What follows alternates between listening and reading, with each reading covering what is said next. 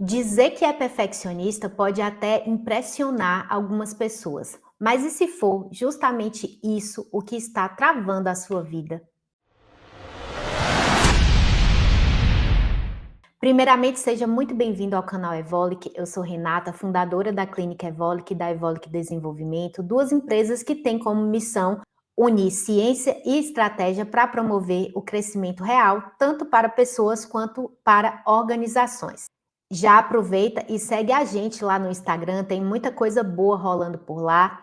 E esse vídeo faz parte da série Linha de Base, que é uma série criada para trazer clareza sobre temas que são fundamentais no processo de desenvolvimento pessoal e profissional. Então, a ideia aqui é traduzir conceitos da psicologia com base em evidências e fazer uma ligação com o seu dia a dia, seja você profissional, empreendedor, estudante ou alguém que quer se desenvolver com mais consistência.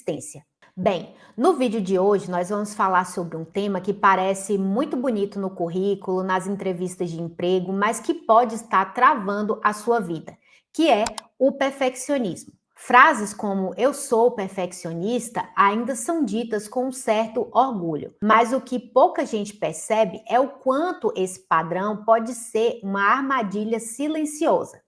E aí vem a pergunta: perfeccionismo é mesmo um problema? Bem, essa pergunta, na verdade, já carrega uma ideia implícita de que o perfeccionismo talvez não seja algo tão ruim assim. E é justamente isso que confunde muita gente, porque o perfeccionismo ainda é visto por muitas pessoas como uma espécie de virtude, como uma forma exagerada de buscar ser melhor, de fazer bem feito, de se destacar. Tem até aquele clássico das entrevistas de emprego, quando perguntam qual é o seu maior defeito, e a pessoa responde com orgulho: "Olha, eu sou perfeccionista".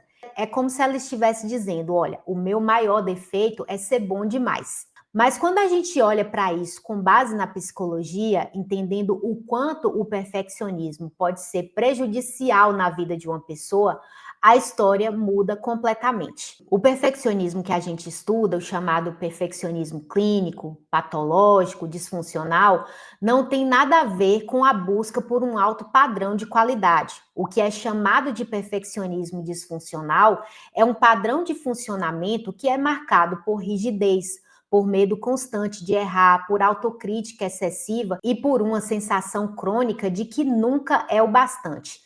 E esse padrão, em vez de impulsionar a pessoa, acaba fazendo o efeito contrário. Então, sim, o perfeccionismo pode ser um problema e um problema dos grandes, só que nem sempre ele se apresenta como tal. E essa é uma das grandes armadilhas do perfeccionismo. Ele parece uma qualidade, porque a pessoa perfeccionista parece ser comprometida, detalhista, esforçada, uma pessoa que se dedica ao máximo em tudo que faz, e claro, isso soa admirável. O problema é que a gente confunde duas coisas que são bem diferentes. Buscar fazer bem feito e não aceitar nada menos do que o perfeito, do que o impossível. E essa é uma distinção fundamental e que muita gente confunde.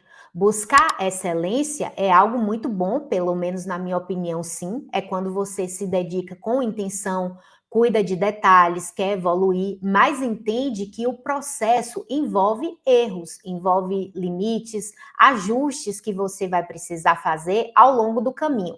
A excelência admite humanidade, é você reconhecer que os erros são fontes de informação. Errar não te define, te instrui. Toda vez que algo não sai como esperado, você ganha uma chance de entender melhor o que funcionou, o que não funcionou e o que pode ser ajustado. E isso é exatamente o que diferencia quem busca excelência de quem vive refém do perfeccionismo. Porque o perfeccionismo, por outro lado, não aceita nada menos do que o perfeito, como o próprio nome já diz. Ele transforma qualquer deslize em uma prova de fracasso, exige um padrão tão alto que na prática nunca é atingido e quando é, não é o bastante. E uma grande diferença está principalmente em como você lida com o erro. Na busca por excelência, errar pode frustrar, mas também ensina. Você olha para aquilo, entende o que pode ser melhorado e segue. Já no perfeccionismo, o erro não é só um obstáculo, ele é uma sentença. A pessoa se anula, se desvaloriza por completo, como se aquele tropeço invalidasse toda a caminhada, como se anulasse tudo o que ela já conseguiu progredir ao longo do caminho. E outro ponto é que quando você está em busca da excelência, você estabelece metas possíveis, metas realistas, que fazem sentido dentro do seu contexto. Já o perfeccionista costuma colocar objetivos inalcançáveis e cobra de si mesmo um desempenho que não considera o contexto, não considera o tempo necessário, as suas particularidades. É uma exigência sem limite. Mas então quer dizer que o perfeccionismo é um transtorno mental? Uma coisa que a gente precisa esclarecer é que o perfeccionismo, tecnicamente, não é um transtorno mental. Você não vai encontrar no DSM, na CID, nos manuais diagnósticos, uma categoria chamada, por exemplo, transtorno do perfeccionismo. Mas nós podemos entender como uma característica dimensional, ou seja, uma característica que pode variar de intensidade em cada pessoa. Dá para você imaginar isso numa escala. Tem gente que está no nível mais leve, tem gente que está nos níveis mais altos, onde a exigência se torna uma fonte real de sofrimento e de prejuízos. E o mais interessante é que esse traço pode estar presente tanto em pessoas que têm um diagnóstico formal, que foram diagnosticadas com algum transtorno, quanto em pessoas que não têm transtorno nenhum.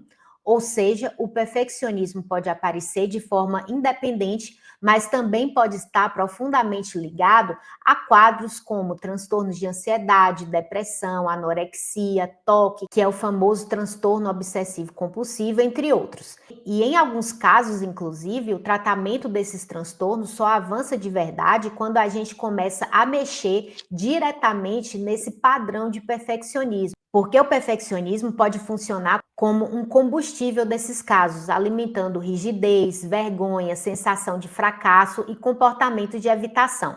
Então, mesmo que não seja um transtorno por si só, o perfeccionismo pode impactar profundamente a saúde mental de uma pessoa e merece ser tratado com seriedade. Em geral, esse padrão envolve 3 elementos principais. Primeiro, padrões extremamente elevados e inflexíveis. A pessoa acredita que só terá valor se atingir resultados impecáveis, muitas vezes muito acima do necessário ou do que seria viável. É sobre alcançar um ideal interno rígido que não admite falhas, variações, não admite flexibilidade. Segundo, autoavaliação condicionada ao cumprimento desses padrões. O senso de valor pessoal passa a depender diretamente de alcançar essas metas impossíveis ou quase impossíveis. Não é mais sobre o que a pessoa é, mas sobre o quanto ela consegue fazer perfeito. Quando o padrão não é atingido, o que acontece com certa frequência devido a essa alta exigência, a autopercepção desmorona. E terceiro, reações emocionais intensas e desproporcionais ao erro. Qualquer falha, por menor que seja, pode gerar vergonha, frustração, raiva de si mesmo ou até paralisação.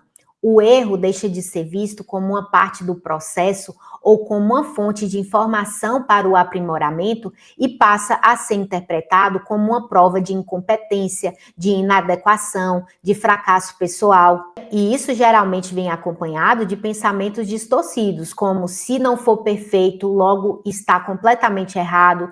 Se eu errar isso, vão achar que eu sou um fracassado. Se eu falhar naquilo, significa que eu sou incompetente em tudo. E esses pensamentos distorcidos têm impacto direto no comportamento. Por exemplo, a pessoa no trabalho pode revisar um e-mail dezenas de vezes antes de enviar, com receio de ter deixado escapar um mínimo detalhe, pode refazer tarefas que já estavam boas por medo de críticas ou de parecer insuficiente, evita projetos ou oportunidades importantes porque teme não conseguir entregar perfeito e com muita frequência procrastina, porque nada parece bom o suficiente para começar, então essa pessoa nunca começa. O perfeccionismo, então, não é só um jeito exigente de ser, mas uma forma de funcionamento que consome energia, tempo e autoestima. Tá, mas e como eu sei que o meu perfeccionismo passou do ponto, que já está me prejudicando? Você pode começar por algumas perguntas simples, mas que exigem uma certa sinceridade. Por exemplo, Isso que eu chamo de exigência está me fazendo bem ou me deixando exausto, ansioso, deprimido? Eu consigo lidar com erros de forma construtiva ou eles acabam comigo, fazem eu me sentir um lixo? Meus padrões estão me aproximando da vida que eu quero ou estão me afastando dela? Se ao ouvir essas perguntas você sentiu um certo desconforto, percebeu uma certa semelhança com o que acontece com você, talvez tenha algo aí para você olhar com mais calma, com mais atenção, especialmente nos casos em que o perfeccionismo vem acompanhado de sofrimento intenso, prejuízos e transtornos mentais. Então, o ideal é buscar um atendimento psicológico qualificado, porque o perfeccionismo nem sempre grita. Às vezes ele se disfarça de força, de disciplina, de ambição, de busca pela excelência, mas por dentro vai cobrando um preço alto demais. E se esse vídeo foi útil para você, se inscreve aqui no canal, ativa o sininho para acompanhar os próximos vídeos, compartilha com aquela pessoa que precisa entender sobre esse assunto. E se quiser mais conteúdo como esse, segue também os perfis da Evolic no Instagram. Eu vou deixar os links aqui na descrição. Eu te espero lá e te espero aqui também no próximo vídeo. Até mais!